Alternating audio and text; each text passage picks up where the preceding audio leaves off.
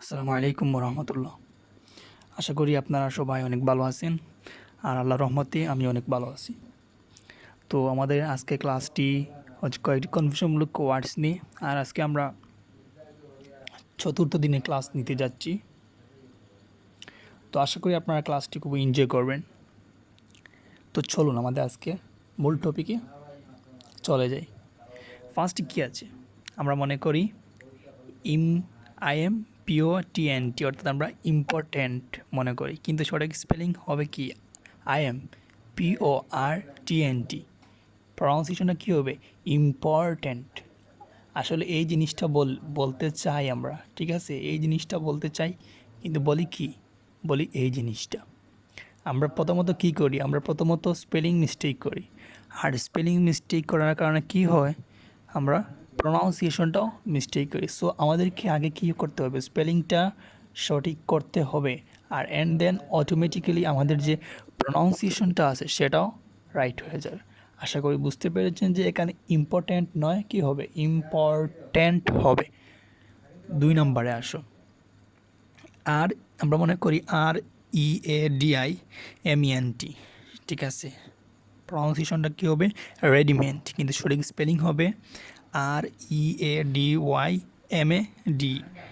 Readymade, ঠিক আছে, readymade. আমরা রেডিমেড শার্ট পরি না, এটাকে আমরা কী বলি? আমরা অনেকে বলি রেডিমেড, অর্থাৎ এখানে MENT আমরা মনে করি, আর এখানে আমরা ওয়াইয়ের জায়গায় আমরা আই মনে করি, আর এখানে মেন্ট হবে না, হবে কি? মেড, ঠিক আছে, রেডিমেড হবে READYMAD। এটা হলো সঠিক স্পেলিং, আর উচ্চারণটা কী হবে? রেডিমেড নয়। আশা করি বুঝতে পেরেছেন। এরপরে কি? এরপরে আছে আমরা মনে করি RELIFE, বুঝলাম, কিন্তু সঠিক স্পেলিং হবে RELIEFE, ঠিক আছে। এরকম কিন্তু কোনো রকম ওয়ার্ড নেই, এখানে উচ্চারণ হয়ে যাবে আপনার রিলাইফ হয়ে যাবে। আর আমরা এই যে রিলিফটা বলার সময় আমরা অনেকে এরকম মনে করি যে RELIFE, এরকমভাবে মনে হয় রিলাইফ বা রিলিফ, এরকম মনে করি, কিন্তু নয়, এটা এরকম নয়। একটু স্পেলিংটা দেখুন, RELIEFE হবে এখানে রিলিফ, ঠিক আছে।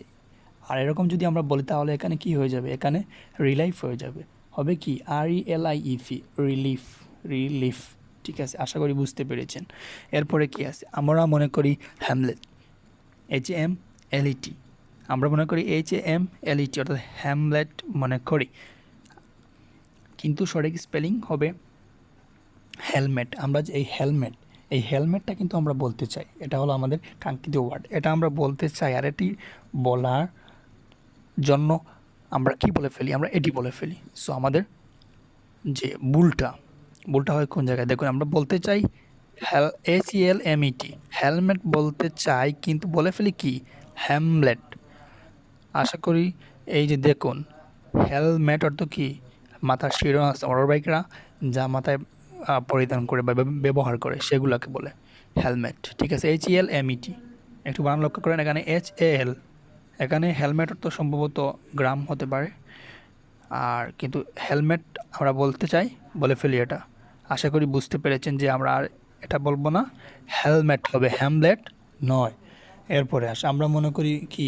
GOWL, গৌল মনে করি, কিন্তু সঠিক স্পেলিং কী হবে? গুল, GOL, গুল।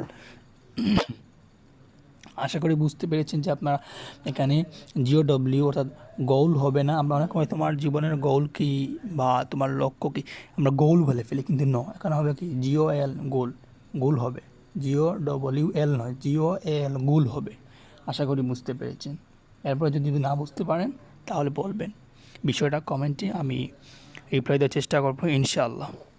সো আশা করি আজকে ক্লাসটি ভালোই লেগেছে।